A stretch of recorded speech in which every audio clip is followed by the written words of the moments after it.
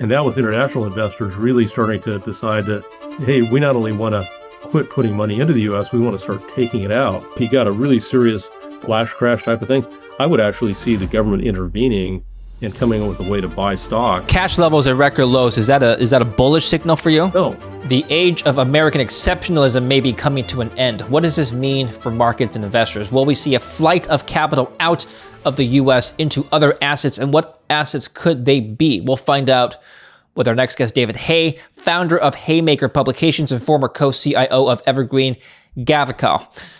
This episode is brought to you by Kalshi. It's a fully regulated platform that lets you trade on real-world events from economic data to political outcomes. Sign up and use my code LIN, L-I-N, link in the description down below, or scan the QR code here. New users will get $10 deposited to your account when you trade $10. Traders can put money down on their favorite teams, events, elections, and more in all 50 states, including California and Texas, in over 140 countries. David, welcome back. And for those of you who may not be familiar with David's work, he's a regular on the program. Check out our last interview, link down below. Fan favorite David Hay, welcome back to the show. Good to see you again. Well, thank you, David. It hasn't been too long. I don't know about the favorite part, but I'll try not to disappoint my 2 or 3 fanboys and girls out there. It's good to set the expectations high. Maybe a little too high. I want to start with this Wall Street Journal article. Americans are leaving the U.S. in record numbers. More citizens are planting overseas, drawn by a quality of life made easily affordable by the U.S.'s enviable salaries. Last year, the U.S. experienced something that it hasn't definitively occurred since the Great Depression, apparently. More people moved out than moved in. I don't know if this is the first time that's happened or it's just noted. But anyway, let's continue reading here. The Trump administration has hailed the exodus negative net migration as the fulfillment of its promise to ramp up deportations and restrict new visas. Beneath the stormy optics of that immigration crackdown, however, lies a less noticed reversal. Americans' own citizens are leaving in record numbers, replanting themselves and their families in lands they find more affordable and safe. I'm guessing by your reaction, this may be a surprise to you as well. Although you'll show later on in this presentation that maybe the investment numbers are mirroring this sentiment. And I think... I'm not terribly surprised. I've got a number of friends, wealthy friends, that are doing the same thing, or at least contemplating it. I think where you're really seeing that is between states, between some of the very high-tax blue states and red states. But yeah, there's obviously very significant changes going on. I think they all kind of fit within, if you're going to put a master umbrella over this stuff, it would be the fourth turning, which I'm a total believer that we're in a fourth turning phase. And I think almost with every day that goes by, we get more evidence of that. But that's very on the point of my master theme for this discussion, which is, as you say, the end of American exceptionalism.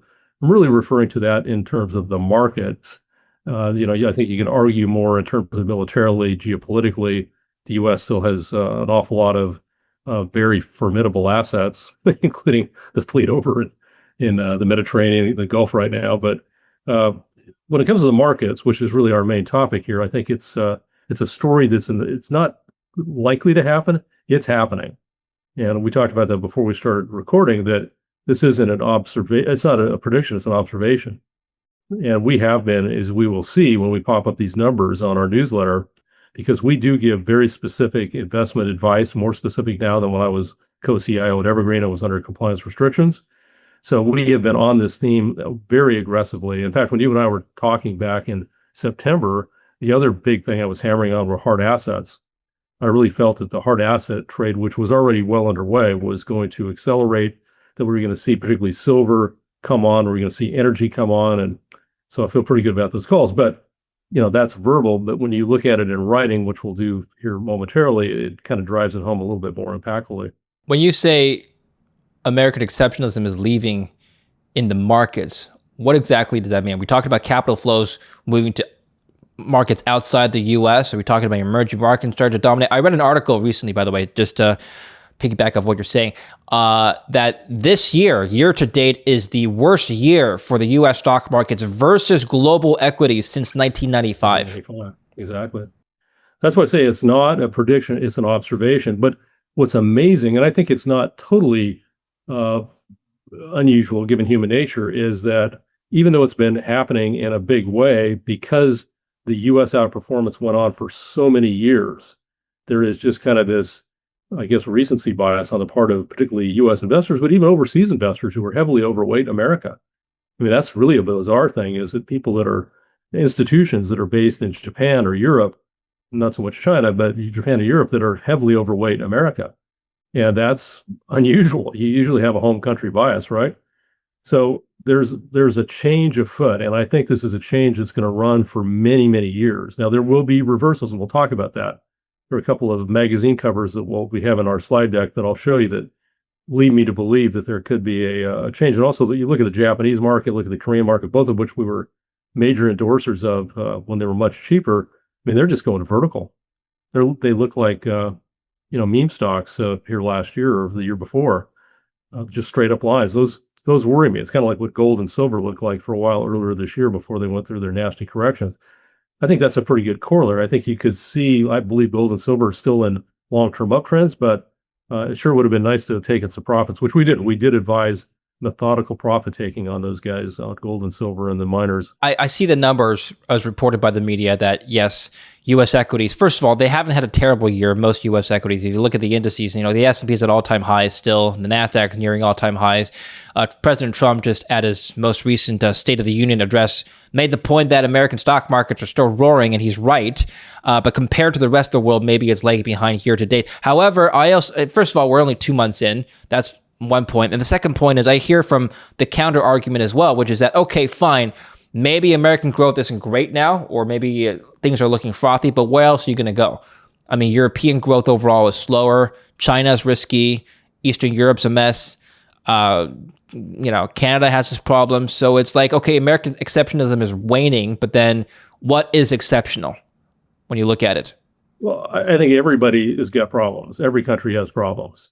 It's just a matter of, first of all, I think it's unrealistic to say that the U.S. is in pristine shape. It's far, far from it.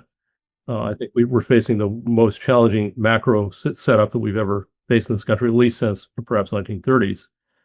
So that gets back to the fourth turning. If you believe we're in the late stage of the fourth turn, this is a crisis period. The trouble is the U.S. stock market is priced like it's still the 1990s, late 90s, when we're running surpluses and the economy was booming. We're in a very different situation. We were truly the world's unchallenged leader at that point. Now there's this multipolarity that's emerging. I think the other answer to your question is that the valuations are much less demanding overseas. And you mentioned China. Yeah, sure, China's got risks, but I would argue those risks have diminished. And I actually think, and this is a big change for me, first time you ever heard me say this on your show, I think the Chinese market is quite interesting. It could be one of the better performers. It has been performing nicely until lately it's corrected. And I think that's what you want to look for. I think you want to look for these countries that have broken out and then there's a correction. I think chasing a market like South Korea or Japan right now is dangerous. So I think you want to be selective. There's definitely places where I think people should be taking profits.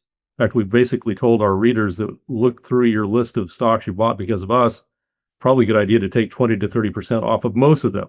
Now, we have a few that we still think are exceptional values, but it's a time, frankly, I think, to be raising some cash, even if you are bullish on international, and be prepared to buy on weakness. But I will say that some of these Chinese stocks look extremely attractive, like BYD, to give you a specific name. And we haven't officially recommended BYD. I don't own it personally, but I think it's quite intriguing. Wait, Chinese? Okay, so I don't want. I want to talk about that now. Yeah, what's your view on BYD and Chinese stocks overall? Is it just Chinese stocks you think are undervalued, or do you just like BYD right now? I think Chinese stocks in general look very cheap. We just actually did put out trading alerts. Once we get into our little slide deck, I can kind of show how we break things down. We actually put out a tremendous amount of content for basically a little over $1 a day. And one of those content pieces is our trading alerts, and we'll have those numbers coming up here in a bit. But we just put out a trading alert on the FXI, so basically the blue chip Chinese stock market, and that's a little bit more cautionary buy on KWEB, which is an ETF that buys Chinese internet companies like Alibaba as the largest position. And all those things have corrected. The average PE trim mean on that was 14. That's pretty amazing. I mean, that's like cheaper than U.S. utilities, and these are high growth companies. I say, well, there's challenges even in China with AI, and I would concede that.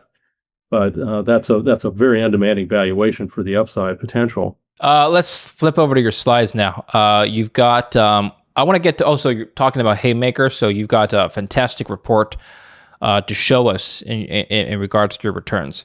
In fact, Okay, actually, you know what? Why don't we flip over to that first, 2 to 3, and I guess that sets up how you've been investing in the last year, or I guess in 2024, and what your investment thesis will be for 2026. Well, again, it's very skewed towards international, and it's still, we still like hard assets, but we got to be realistic. A lot of these hard assets have really flown, so you've got to be somewhat discriminating and also willing to take profits into big moves. So, for example, when gold and silver, I think it was the 29th of January, they just went absolutely nuts, and we put out an alert saying we thought that this would look like a blow off top. That's when silver was 120. I mean, it went down from 120 to in the 70s just almost overnight. And when it really got crushed, we said you might want to take a trading position. And it's since bounced a bit. And I just think when you get this tremendous volatility, it creates opportunity. Yeah, but you have to be willing to, cash in some gains when you get these parabolic moves. Yeah, let's flip over to exactly. Let's take a we don't want to have to run through the entire list, but just walk us through how you compose this portfolio here and how you basically constructed it. Your criteria for picking these securities and the methodology. Yeah, so the main point, I think, just look at the top. So the average return now, this has been about a little over a year and a half. So the annualized would be more like 45%. But still, you can see lots of winners, very few losers. If we look at 2025, part of the reason I'm showing this, David, is so when your listeners, tune in here, they go, well, why do I care who this guy is? I don't know who he is. I mean, I've been on David Lynn a few times, but why should I listen to him? And as you point out, I was co-CIO of Evergreen Gavekal for many years. My primary responsibility was our income portfolios, which I think we had, some of the best income returns of any bond manager, yield manager over the last 10 years. Those were, really kind of my pride and joy. But in this newsletter, we do definitely give income ideas. And I do think that's kind of underappreciated. So many people have been focused on growth. They ignore the income side of things. I think it's going to become a lot more important, particularly in America, as the market starts to kind of flatten out. So then if we look at 2025, again, just to kind of focus on the number, and in that case, you would go the other way. The number's closer to 100% on an annualized basis. There's been I think, a pattern of even improved performance here recently. And some of these things, frankly, when we put out a trim on them, were quite a bit higher than they are now, like for solar, but we'll put that aside. Trading alerts, I mentioned that to you earlier. Trading alerts did extremely well. A lot of these, again, are hard asset focused. That's been, as I said, a main theme of ours. But we look at Brazil, EWZ. Brazil's been one of our favorite markets. There's China actually in their FXI.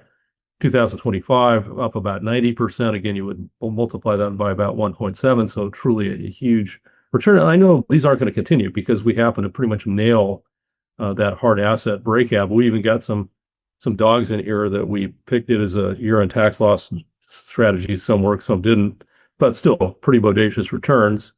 So I think it's worth listening to what we have to say. I would also point out that I'll back up. There's just one more click here because we do a monthly webinar where we feature some of the brightest people that I know. And after almost 50 years in this industry, I do have a lot of friends that are way smarter than I am. I'm always trying to steal their ideas.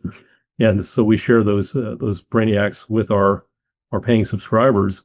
And we also do a daily. That's a pretty quick read. We do a macro piece, which might include somebody like my great friend and partner, Louis Gobb. That's the Gobb and Gavekal. So we've got I think really we offer an awful lot of content for, as I said, just a little over $1 a day. We're actually starting to work with a gentleman who I've known for years. It's one of the best stock pickers I've ever encountered. And he's a lot younger than me. So I'm 70. He's like in his 40s. So we're building out the team and I think it's pretty exciting. But you want to talk a little bit more macro. So you probably saw this. If you didn't see this, this is one of the more unbelievable factoids. So tech capital spending in 2025 was equal relative to GDP, the moon landing, the Manhattan Project, interstate highway system, electrification of farming, Triborough Bridge, the Midtown Tunnel, the Golden Gate Bridge combined. I mean, that's what's going on right now, this enormous spending. Most of it, of course, is AI related. And that was, as you know, up until recently perceived to be a bullish driver of U.S. performance, stock market performance. But it's changed. And the reason it's changed is that there's a perception that this money may not get much of a return. So we're in very different times. That's another reason why I think you could argue that U.S. exceptionalism has hit its sell-by date. So, here, and this was what I was saying earlier, and consistent with what Robin Brooks was telling you the other day. I mean, the net foreign buying of U.S. equities was just off the charts. But it's interesting if you go back and look at these other peaks, uh, they coincided with peaks in the market. So unfortunately, when the overseas investors decide that they really want to be in U.S. equities, that's not a great signal.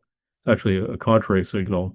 Now, another reason why I would argue that the U.S. market has had such tremendous performance is what Mike Green calls the giant mindless robot. Have you talked about that much on your show?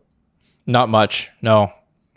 So Mike Green's pretty famous for that. So this idea of the giant mindless robot is basically the target date funds that plow $300 to $400 of fresh capital on net into the equity markets on a yearly basis.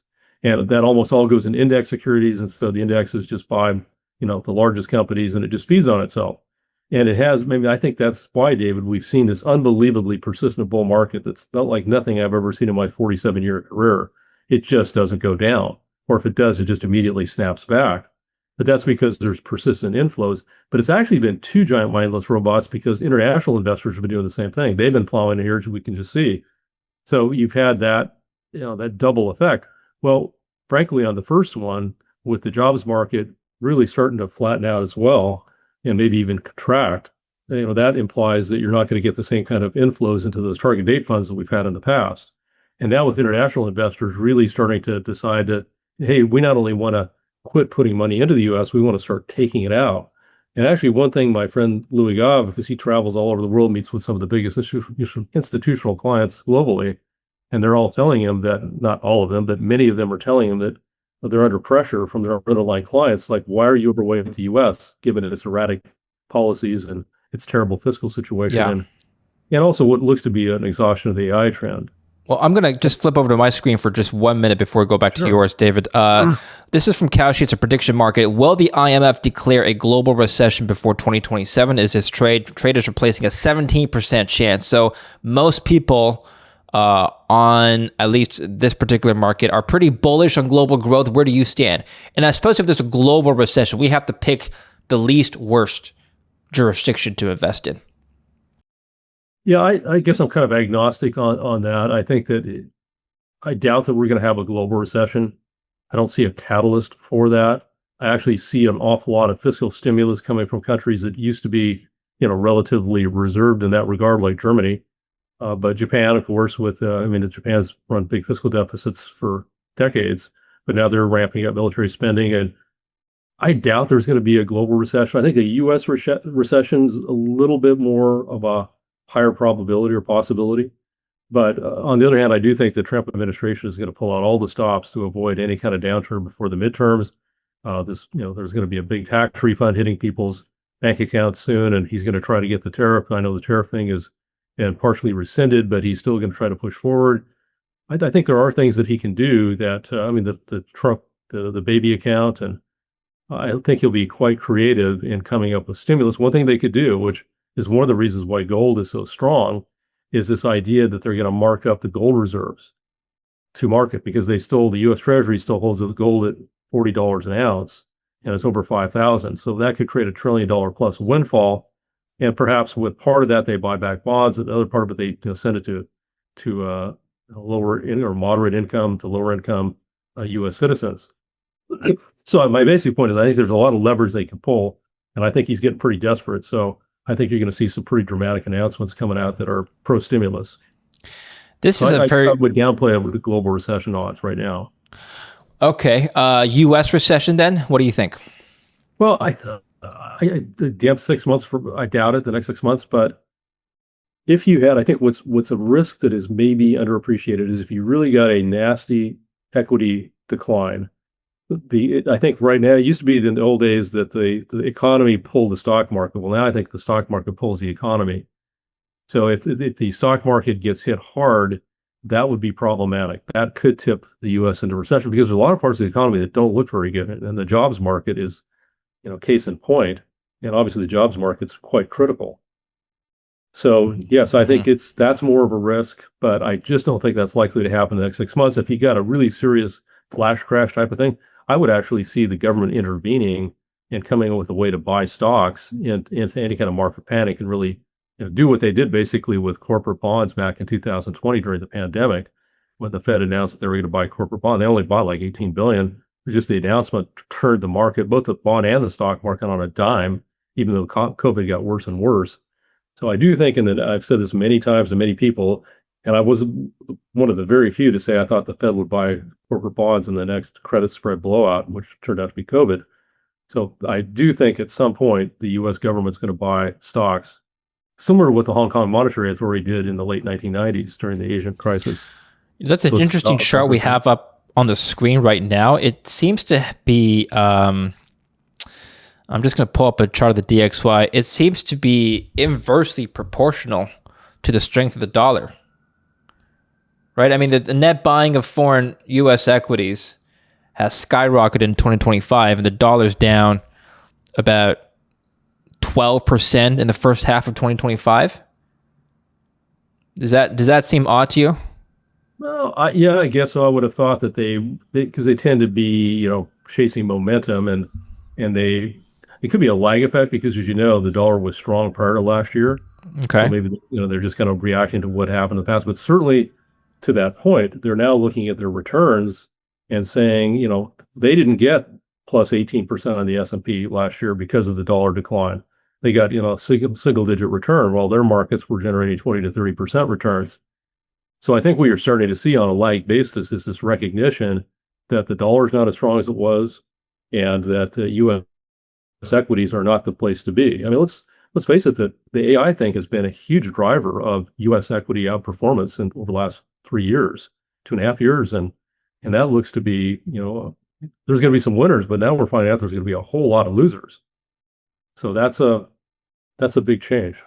This is an article from the FT I want to get your reaction to. It says the haven status of the U.S. Treasuries is eroding. Surveys of professional investors' views on the U.S. currency point to endemic weakness ahead, despite the favorable differential between U.S. and G10 interest rates. I mean, I think that's true. I think that the U.S. Treasuries, and this is where I would disagree a little bit with Robert Brooks, because I think he was saying, look, the U.S. Treasuries are just as popular as they were. I don't think so. I think U.S. Treasuries are gradually losing their reserve status, their favored reserve status with central banks. So central banks are increasingly wanting to hold gold rather than Treasuries. Now, gold's gone up a lot, so but there's not a lot of other alternatives out there. I mean, when you're not buying in such size, when you're more of a nimble retail investor, you can say, look, I love emerging market debt. I think I've touted that many times when we've talked. And emerging market debt has been just outperforming U.S. debt like crazy over the last 3-4 years. But that's tougher for them to buy. So yes, I think that's happening. One thing I'll skip ahead because you gave me such a great lead into this. What does concern me a little bit is, as far as the dollar, and it was actually this first chart kind of makes the point of the dollar breaking down and commodities going the other way. So there's an inverse correlation there. But this concerns me as far as because I am negative on the dollar, but when you see both Barron's and The Economist, which, as you know, is famous for having wrong way Corrigan cover stories, really criticizing the dollar, could we get a counter trend rally? Yeah, we could. There's a lot of bearishness on the dollar right now, a lot of bearishness on Treasuries. I think if they do rally, they're rallies to sell into. But I do think that could happen. Okay, David, you have another interesting slide on slide 8. It shows a Bank of America FMS average cash level. And that's dropped to the lowest level since this chart started in 99, I believe. Fund manager survey. Yeah, institutional cash cushions are at record lows. Interestingly, Berkshire Hathaway's cash levels are record high. So either he knows somebody the rest of the street doesn't, or this is not indicative of the entire street. Well, it's kind of like what I was showing with the foreign inflows. If you go back and you look at these times when the cash level's been really low, you wanted to be a seller. When the cash level's been really high, you want to be a buyer. So I think this is a great contrary indicator. I think this is one of the best surveys. I mean, the CNN greed fear, that's a little, it's not as empirical. Yeah. This is money. But the cash levels at record lows, is that a bullish signal for you? No. Is that a buy signal? Forget my opinion. Just go back and look at history.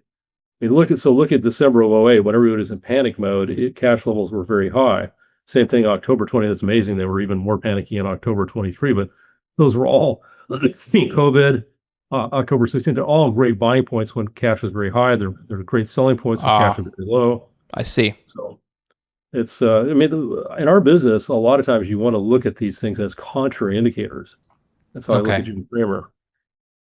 Okay. Well, let's talk about gold in a bit more detail. You mentioned it earlier. The notion of the U.S. being no longer the let's say economic hegemon or markets hegemon Right. in the world, that may have pushed gold higher is one theory.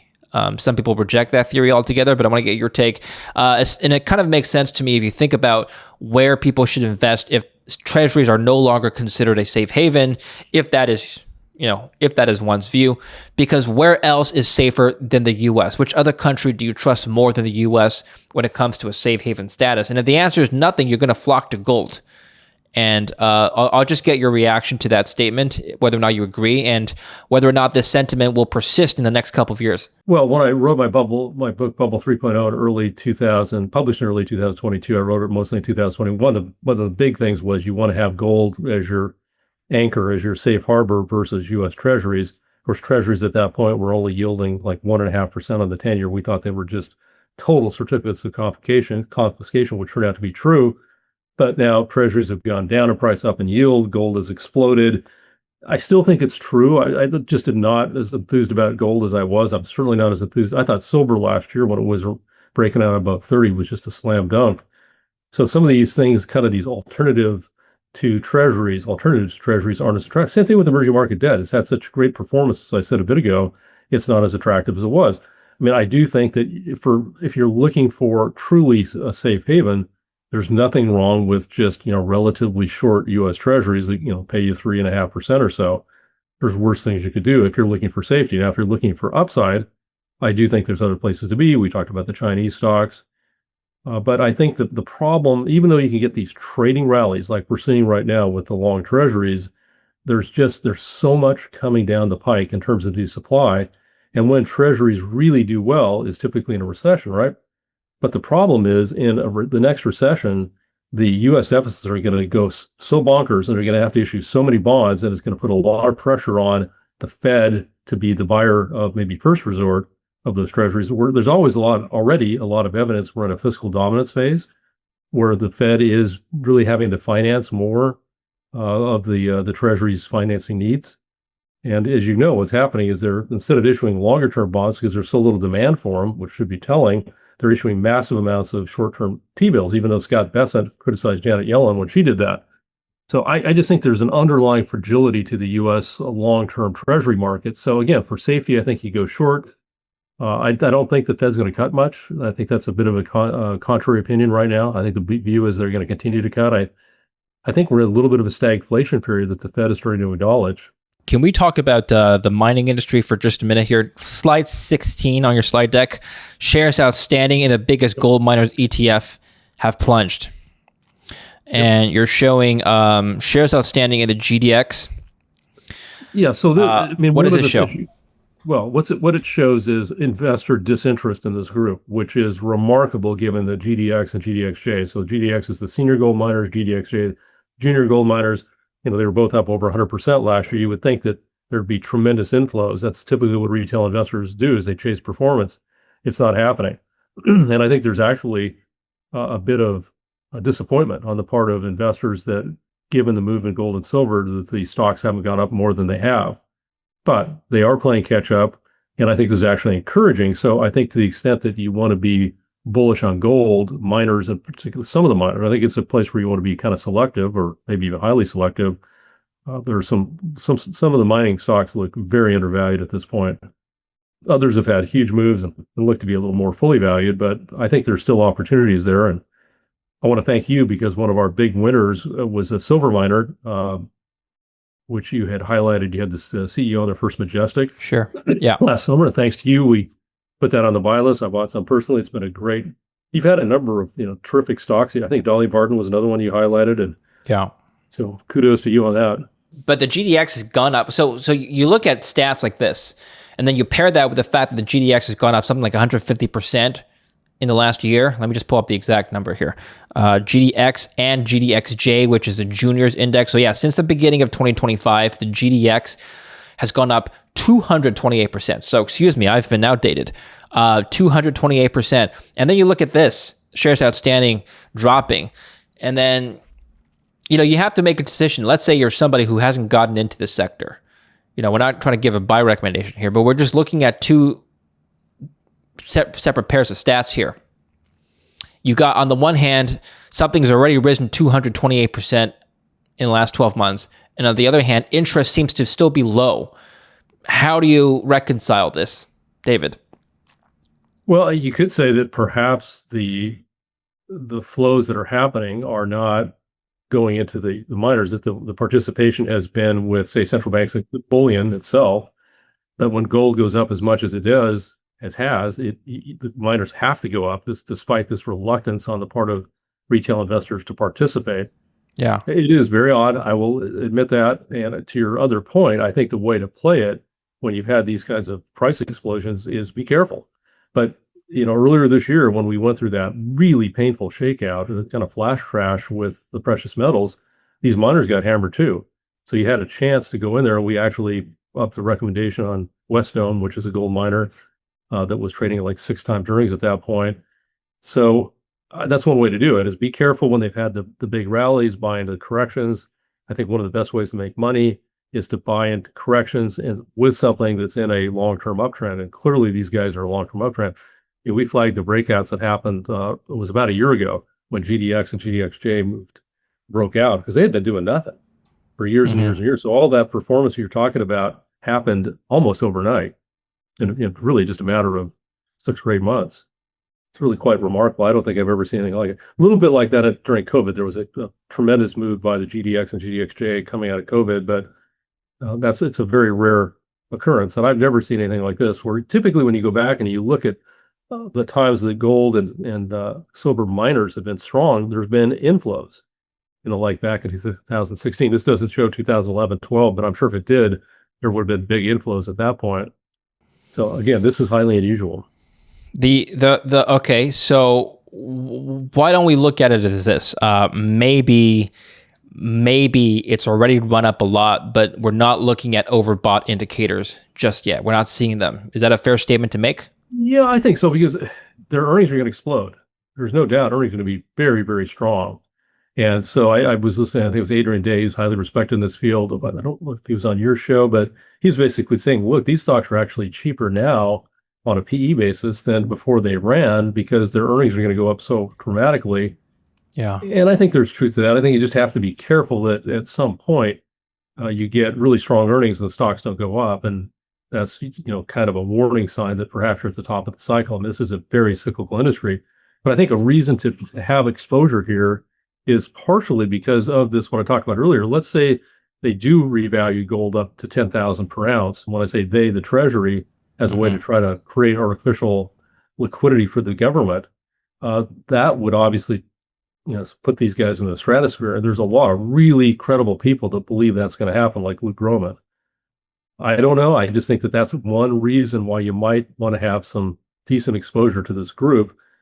But once again, I would say try to do it as judiciously as possible. Buy on weakness, take some profits into these hockey stick moves that we get. Are you equally bullish on silver, or how do you feel about silver? I was really more bullish when we talked in September. That's the point I made, but that's when it was just in its liftoff phase. At this point, I don't know. I mean, it's come down, as I said, really hard from 120, but 120 looked like just a bubbles. Okay, but I do know guys like Mike Oliver think it's going into the hundreds, $200-$300 an ounce, and so I think. But I probably would say it makes a little bit more sense to be exposed to the silver miners. Yeah. Where they haven't moved as dramatically. That's really kind of an anomaly. As good a performer as First Majestic has been, it's drastically underperformed silver. That's quite unusual. I do want to get your. Further we go. I want to pivot to something else here. Have you seen this viral Citrini research report that's been trending? He even got, I think, Christopher Waller from the Federal Reserve to respond. Basically, it's saying that with the advent of AI. It's making the prediction, but that by 2028, the unemployment rate is going to go to 10%. Is this Citrini or whatever? The Citrini report? Citrini research. Yeah, and then Waller had to, come out on Tuesday and say, "Hey, look, I'm not that bearish on AI and how that's going to affect the economy." It seems a little sensational, that report. But I Yeah. mean, I think there's validity to what they're saying. We're all witnessing this with, the layoffs that are occurring and all the carnage that's happening to different sectors that you never really would imagine would be AI victims. But I mean, there's a lot of bright people that think that we're going to have a situation where there's so much unemployment that the government's going to have to do a UBI, universal basic income. Every major technical revolution that's come along has created more jobs than it's destroyed. I, I don't know. I think that to me, it seems like the AI paranoia, just like the AI euphoria, is getting overdone. I actually think there's some interesting stocks that have been unfairly punished because of AI fears. But AI is a big deal. I'm a How very does aggressive AI user, actually, even at my advanced age. how does the advent of AI change or impact the fourth turning theory? Well, I think you would say that fourth turnings often do have dramatic technological developments. Hmm. And look at the last fourth turning in this country, which was the 30s into the 40s. I mean, that's when we created the nuclear bomb and penicillin, and basically television was invented at that time, though not widely deployed. And so it's not unusual to see dramatic technological advances, but you also tend to see inflation. Tend to see higher unemployment. They tend to be the times of chaos, but uh, big innovations, big breakthroughs, and kind of sowing the seeds for the next boom. So I don't think it's unusual. It's just perhaps got a different wrapper this time, but I think Okay. these set things are to be expected during fourth earnings. We've talked about assets you do like. We've talked about international markets. Are there any assets you really don't like right now that you would stay away from or perhaps even short altogether? That's a great question. One that doesn't get asked nearly enough. Yes, and ironically, and we've been writing this more lately, is some of these value stocks that you would consider to be the right place to be in this great rotation. So the great rotation, I'd say, has two elements. It's one of growth to value, maybe three elements: large cap, the mid and small. I'm really bullish on mid on a relative basis, and then the international great rotation out of the U.S. that we talked about so much. And the thing that's odd is that some of these value stocks look more expensive than Mag 7 companies. And so, Walmart trading at what, 40 times earnings, Eli Lilly, 35 times earnings roughly, Caterpillar trading in about a mid 30s multiple, Deere trading in the somewhere around 25 to 30 times earnings. And all these companies the cyclical nature. You tend to look at price to sales because sales are volatile, so they tend to be more reliable than PE. And on a price to sales basis, they just look ridiculous. So I think that's an area where I would be, cashing in gains, reallocating to true value, which in many cases might be overseas, but even in the United States, there's some still tremendous value stocks out there. But these names, because they get a theme behind them, like Walmart, obviously that's a beneficiary of the struggles of a lot of retailers and the trading down of America being under stress. So wealthier Americans are shopping at Walmart instead of Target and Nordstrom's. So I think some of those themes are really way overdone. Some of these tech stocks, and let's close off here. I want to just show you some legacy tech stocks. I don't want to call them legacy. They've been around for quite some time. IBM has been making the news this week after Anthropic released a new AI agent that could read old COBOL codes, which is something that IBM does. It's down about 13% in a single day on that news. It's down about 30% just in the last month. The notion that we're going to get another Cisco moment where a lot of these AI tech companies that are not heavily focused or invested in AI are going to be obsolete or perhaps just cannibalized altogether. That could have very real implications on not just their company, but the entire stock market, given how how heavily they've been weighted in the S&P. What's your view on, you've lived through and worked through the tech.com crisis. What is your view on stocks like IBM just not doing well on AI releases here? Yeah, again, I think maybe it's overdone. I think IBM's got an awful lot of very diverse.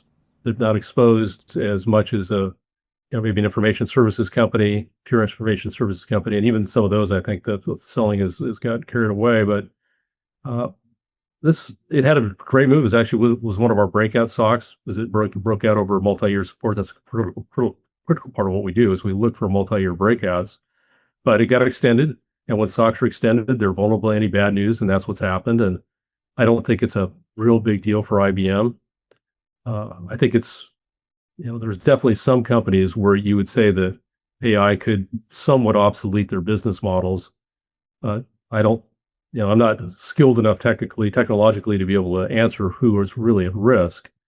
But what I do think is different this time, you mentioned the prior tech bubble, which I did go through, and I was very vocal. I thought it was a massive bubble in the late 90s, early 2000s. I mean, the valuations then were really crazy. These Mag 7 stocks never got that expensive. Amazon right now is down to about 22 times earnings.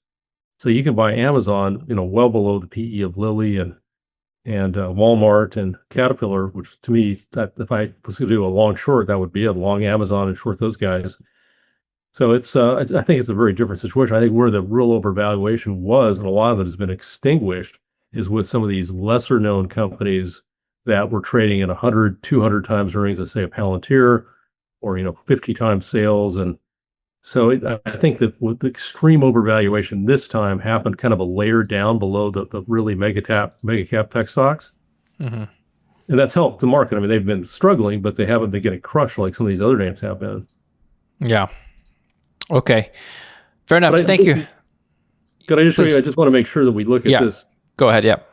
Visual here, because I think this is so important. And that's, well, first of all, this is emerging markets. And I did hear Robin Brooks say that he likes emerging markets. We do too. Emerging markets continue to be very inexpensive. They are a bit extended right now, but I think that's a market to keep an eye on, a pullback. But this is the one I really wanted you to look at, which is this breakout that's happened. So this goes all the way back to 2007. So this is the MSCI World Index X the US. So you can see that the rest of the world is really now finally breaking out of this long-term trading channel that it's been in. That's the perfect kind of chart we look at. Basically, the bigger the base, the bigger the breakout, the more important the breakout is, and generally the better follow through you get performance-wise when this happens. So I think if any viewers take away one key message from our discussion today, it's look to buy these international markets, particularly on any corrections.